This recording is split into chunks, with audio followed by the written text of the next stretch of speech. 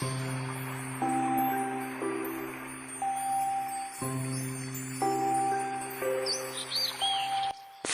The Omnipresent Humanistic Buddha.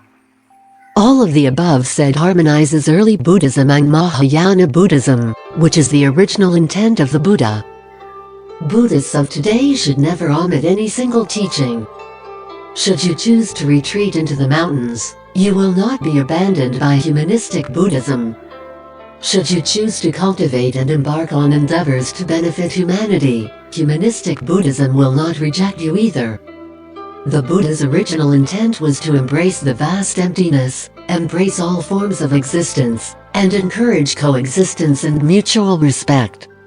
Nowadays, when I am writing my one-stroke calligraphy, I would often choose words such as co-own, co-share, coexist, and co-live to explain Buddha's original intents in simple words and practical manners. Throughout the almost 80 years of my life, I have gradually come to realize the importance of emptiness. If your mind is as big as the vast emptiness, how can you not embrace the entire universe and everything that the Buddha had ever taught? The world exists in our minds.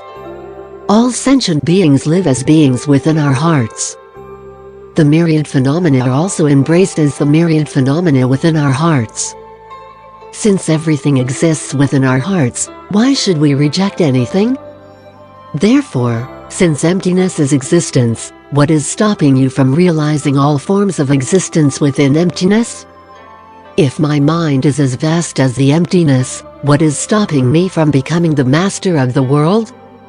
As said in the Avatamsaka Sutra, shall one desire to see the state of the Buddha, he must first empty his mind like the great void. The void neither arises nor extinguishes. Realization of such nature of emptiness will enable us to also understand that life too neither arises nor extinguishes. In Buddha's explanation about life, he too mentioned that our Dharma body could be attained through the cultivation of our physical body. This Dharma body is omnipresent, all-pervading, and is that original face of ours which exists anywhere and everywhere. To realize this would be the goal of spiritual cultivation. Today, if someone was to ask me where the Buddha is, an answer based on my personal experience would be, the Buddha is in our hearts. The Buddha is in the vast emptiness within which we exist. The Buddha is in our faith. Buddha is within our hearts. For this reason, there exists the common sayings, everyone has the Buddha nature, Buddha is in my heart, or I am a Buddha. Nevertheless, it cannot be said that there will then be no ekantikas in this world. Would Buddha exist in the mind of an ekantika? Would Buddha exist in the minds of terrorists? Would Buddha exist in the minds of the bishops at the Vatican? Thus it is not entirely correct to say that Buddha exists within every one of our hearts. In this case, where exactly is Buddha? Based on my more than 70 years of Buddhist practice, Buddha probably exists within the vast emptiness and Dharma realms. Just as the sutras say, the Dharma body of the Tathagata permeates the vast emptiness, and is omnipresent within the Dharma realm. Where within the vast emptiness does Buddha not exist? When you prostrate to a painting, for you are doing so not to a piece of paper but to Buddha. When you prostrate to a Buddha statue, you are not revering some substance of gold, silver, bronze, steel, concrete, or timber. Your respect is fully directed at the Buddha. In the same way, we can regard anything in this world as Buddha. The sounds of the creeks are voices spoken by your broad and long tongue. The mountains are none but manifestations of your pure body. Be it mountains and rivers, the sun, moon and stars, which of them is not a manifestation of Buddha? It can be said that the entire vast emptiness and Dharma realm are the Buddha's true body. The chant stories of Dangxia burning a Buddha statue and the old lady who burns down the temple should make us wonder who truly has come to see the real Buddha. Once a monastic said during his Dharma lecture that Buddha's Dharma body is all-pervading and omnipresent, causing his audience to feel the greatness of the Buddha. Suddenly a Chan master began to cough and then spat at the Buddha statue, leaving the entire assembly speechless. The Dharma lecturer became very angry and yelled at him. "How dare you blaspheme against Buddha? You can spit anywhere you want, so why do it to the Buddha?" The Chan master coughed a few more times and replied, "Dear Venerable, I would like to spit again. Please show me a place in the entire emptiness where the Buddha does not exist. I shall aim in that direction." What the Chan master pointed out was the segregation of theory and practice, which becomes a hindrance to the thorough attainment of Dharma. Nonetheless, it is not an easy task to see and realize the all-pervading and omnipresent true body of the Buddha. To put the aforementioned in simpler words, where is the Buddha? The Buddha is found in our faith.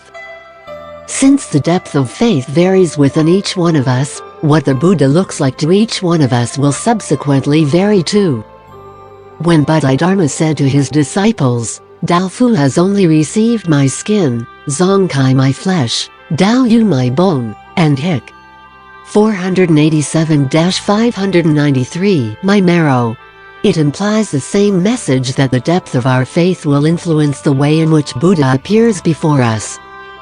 It is hoped that Buddhists will not shirk their faith and allow their attachment and biases to block them from seeing the Buddha, thereby distancing themselves from him. Our glimpse of the Buddha is not found through an epistemological world based on discrimination, but through the different depths of our faith. On the ultimate level of theory and practice, you will realize that you are already living in Buddha's Dharma body, which too already exists in your mind. Buddha is not a deity who is based in a particular place, nor the Lord of the 33 heavens. Buddha was an awakened one who realized the truth. Only by ultimately putting into practice your faith will you see the true abode of Buddha. Humanistic Buddhism, rediscovering the original face of Buddhism. The fundamental concepts of Dharma as taught according to principle of the three Dharma seals. 1. Everything is impermanent. 2. Nothing has a substantial self, and 3. Nirvana is the ultimate peace. Can only be elaborated in general. The profound attainments of Buddha are in fact beyond words and perception. It is not to be understood or realized by mental activities. Not even the compiled Buddhist texts such as the Agamas, which are rendered in language and character, can thoroughly explain Buddha's state of formlessness, without abiding, mindlessness, and boundless of wisdom. Only by reaching such states will Buddha truly exist in your heart. As we speak of humanistic Buddhism, this is exactly the order by which we continue to broaden ourselves. By broadening ourselves, it means to see oneself and others as one and the same, to see the unity of the self and all phenomena, and transcending past and future. Just as the saying goes, those from yesteryears may not be able to see today's moon. Yet today's moon had once shone on those from yesteryears. Would you refuse to become the sun, moon and stars? Would you not see life as akin to them? As people say that each generation outdoes the last, we cannot help but wonder where the new generations come from. Are they not we in the form of rebirth? Why are you not able to see your past self or that original face before your parents gave birth to you? Towards the east flows the spring river, but to where exactly is the water headed? Would they not come back after all? This undying life and eternally rotating cycle within the Dharma world is exactly what brings hope to the world. If our faith in humanistic Buddhism were not established based upon this supreme and unparalleled insight, where else would be a good place for it? For this reason, humanistic Buddhism is no different from traditional Buddhism. The only discrepancy exists in our discriminative minds that have divided Buddhism. Just as the phrase "the same water is seen with four views" said by Yogacaryans, heavenly beings will see water as crystal, humans will see water as rivers. Fish and prawn will see water as their palace, while hungry ghosts would see water with pus and blood. are we able to truly understand the original meaning of the three jewels Buddha, Dharma, and Sangha? Be it humanistic Buddhism, traditional Buddhism, or any Buddhism, we shall nevertheless be able to, through our faith, realize that the truth is equal in front of all. What makes it different is only our attachments and our soliloquy. Humanistic Buddhism, our future hope. In today's society, since people all yearn for a positive, happy, reassuring, and hopeful life, would humanistic Buddhism not be worth spreading, practiced, and taken back to Buddha's true intent? The propagation of humanistic Buddhism will offer a future to Buddhism as a whole, and to shine a ray of light onto the world. Let us not submerge in an old Buddhism that was conservative, passive, biased, and distorted. Today we are propagating humanistic Buddhism to return to Buddhism its true face, that is, a proactive, transcending, and self-fulfilling Buddhism. To sum up, the concepts of Buddhism, whether taught to large audiences or individuals, to monastic disciples or lay devotees, Buddha always emphasized simplicity, peace, oneness of all, bringing joy and happiness to humanity, as well as perfect ease and liberation. By purifying ourselves of afflictions, rising to a world above mundane matters, transcending the world of form to a Dharma realm of boundlessness, formlessness, and infinity, then we would have uncovered our true Dharma nature as that of the Buddha. This would be the Dharma body, which reflects our wisdom of great perfect mirror.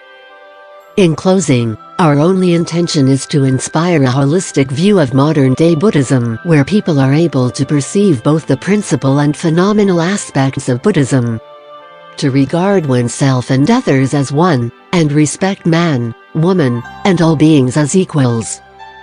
May we follow the footsteps of the humanistic Buddha in allowing the bond between oneself and the multitude to prevail. Even when we become awakened, as Buddhas, the world and the vast emptiness will still be our abodes.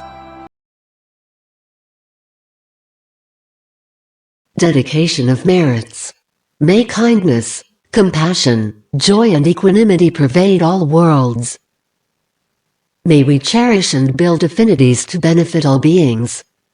May Chan, Pure Land and precepts inspire equality and patience. May our humility and gratitude give rise to great vows.